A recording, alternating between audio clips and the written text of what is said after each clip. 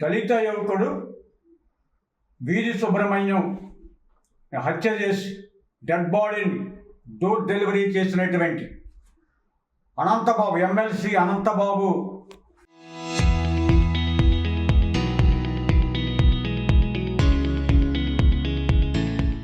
Regular బెయిల్ని ఈరోజు రాజమండ్రి ప్రత్యేక court రద్దు చేయడాన్ని విదసం ఐక్య వేదిక స్వాగతిస్తూ ఉంది. ఈ కేసులో అనంతబాబు బెయిల్ షరతులని ఉల్లంఘించారు. బెయిల్ షరతుల్లో ప్రధానమైంది ఎవరికైనా సరే సాక్షుల్ని బెదిరించకూడదు, సాక్ష్యాలని తారుమారు చేయకూడదు. ఇతను చేసింది అదే. నలుగురు కీలకమైనటువంటి సాక్షుల్ని రహస్య ప్రాంతానికి ఇతర మనుషులను ఉపయోగించి రహస్య ప్రాంతాలకు తరలించి వారిని బెదిరించి భయపెట్టి డబ్బులు ఆశ చూపి సాక్ష్యాలు తప్పుడు సాక్ష్యం చెప్పాలని బెదిరించాడు.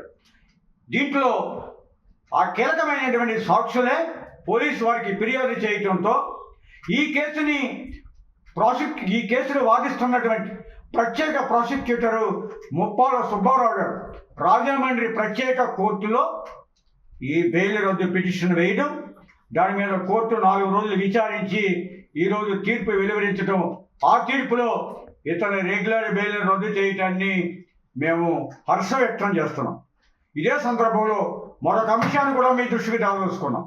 అనంతబాబుని చంపినప్పుడు అతని బాడీని ఇంటికి చేర్చినప్పుడు ఆ కారులో అతనితో పాటు ఉన్నటువంటి అతని భార్య లక్ష్మీదుర్గ ఉందని దర్యాప్తు నివేదికలు బయటపెట్టే ఆవిడని కూడా ఈవేళ ముద్దాయిగా చేర్చారు.